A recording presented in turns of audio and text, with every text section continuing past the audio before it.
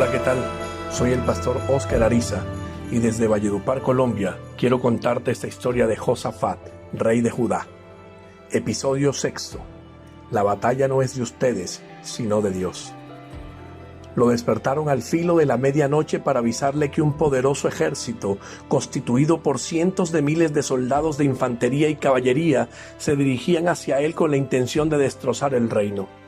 Le contaron que era tal la cantidad de soldados que parecían langostas en medio de un campo. La noticia lo llenó de terror. Sentía en sus intestinos un gran peso que tenía que vaciar. Su corazón empezó a latir hasta el punto que una fuerte opresión terminó por acortarle la respiración. Sabía que la unión con Acab era la causa de que muchas naciones extranjeras lo miraran con descrédito, perdiendo el aprecio, la estima y el respeto por él y su pueblo. ¿Hasta cuándo le duraría el sufrimiento por su equivocación? Se apartó de todos por un momento con una sensación de culpa. Entró en la pequeña habitación que tenía para orarle al Señor y cayó postrado al piso. Lloró inconsolablemente ante la presencia de Dios. Sentía que todo el esfuerzo de sus antecesores se estaba perdiendo por causa de sus malas decisiones. Señor, no sé qué hacer. Me siento impotente ante un ejército de cientos de miles de soldados que vienen en camino a atacarnos. No tengo idea de qué decisión tomar, por eso busco en ti ayuda, Señor. Tú eres el Dios de mis antepasados. Nos sacaste de Egipto y nos trajiste hasta el lugar sin que hubiese necesidad de confrontar con estas naciones que ahora quieren atacarnos. Esa es la paga que nos dan. Por favor, Dios de mi Padre, Señor mío, ayúdanos y no te acuerdes de nuestras ofensas. En medio de su abatimiento, sabía que el Señor lo escucharía y le contestaría. No porque se lo mereciera, sino porque su Dios era fiel y le había prometido a David que su descendencia reinaría para siempre sobre Judá. Eso hacía que su clamor tuviera mayor fuerza, más fe, más convicción de que Dios estaría con ellos.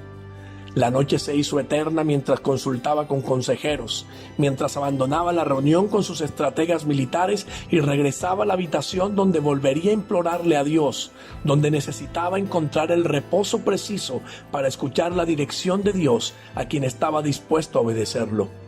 La lección había sido aprendida y su corazón procesado para entender con mayor claridad.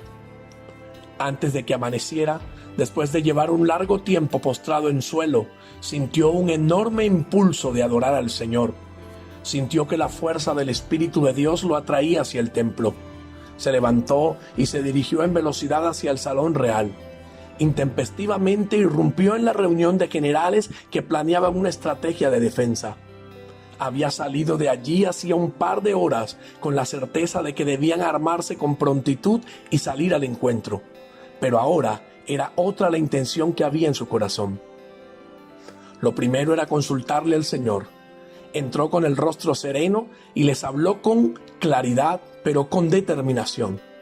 Convoquen a toda la gente de la ciudad al templo, ancianos, mujeres, niños y hombres, que nadie se quede en casa.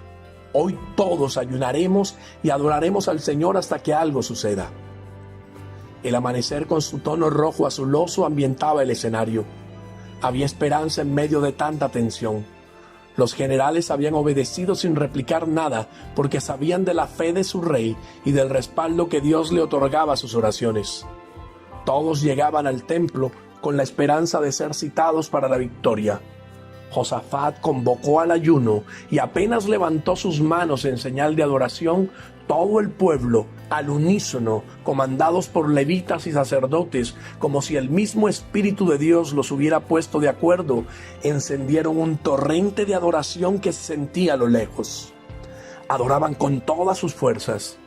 A medida que cantaban, coros celestiales se oían desde los cielos, porque la presencia de Dios estaba allí y se había posado sobre uno de los hombres presentes.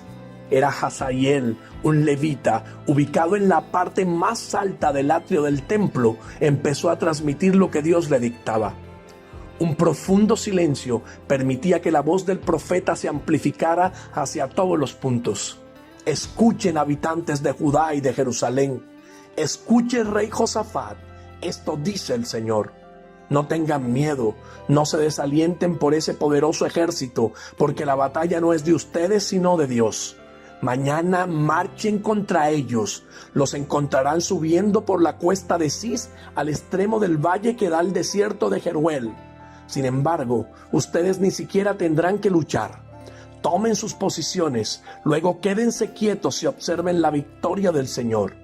Él está con ustedes, pueblo de Judá y de Jerusalén. No tengan miedo ni se desalienten. Salgan mañana contra ellos, porque el Señor está con ustedes. Josafat lanzó un profundo gemido que llenó los aires, causando estremecimiento en todos los asistentes. Levantó sus manos en señal de gratitud y como una palmera que se desploma con lentitud porque sus raíces le desaceleran el impulso de la caída, fue cayendo lentamente de rodillas hasta quedar postrado con el rostro en tierra. Todo el pueblo lo imitó cayendo en señal de adoración. Adoraba y lloraba, cantaba y levantaba sus manos para volver a llorar y llevar su rostro nuevamente a tierra. Por fin había sentido que su peso de culpa por lo hecho con Acab había sido retirado. Se sentía liviano, feliz de saber que la misericordia de Dios estaba con él. Ahora, pueblo, ejército, sacerdotes y el rey se habían convertido en una sola voz, como si fueran un solo hombre que elevaba su ancha garganta a los cielos para dar gracias al Señor. Habían regresado a su corazón la convicción de que la adoración era un arma eficaz para alcanzar las victorias en el Señor. Estuvieron adorando todo el día y toda la noche. Nunca antes experimentó tanta gloria de Dios. Eso lo llenaba de gozo especial y aumentaba su fe, su correcta decisión de no hacer nada sin la aprobación de Dios. La adoración había disipado los temores, esos miedos que lo estaban llevando equivocadamente a sentirse huérfanos, desamparados, a sentirse avergonzados de su pasado y sin esperanza de ser escuchados por el Señor. La adoración los había avivado, los había devuelto a esa relación de dependencia y de alegría inigualable que solo les producía Dios. Por fe, se encaminó hacia el lugar donde Dios le había indicado que tomaran sus posiciones. Sus primeros pasos, las primeras huellas dejadas al emprender el viaje eran señales de victoria porque Dios así lo había garantizado.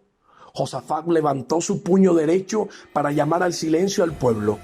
Necesitaba llenar su ejército de la misma fe con la que él se había impregnado mientras hablaba con Dios.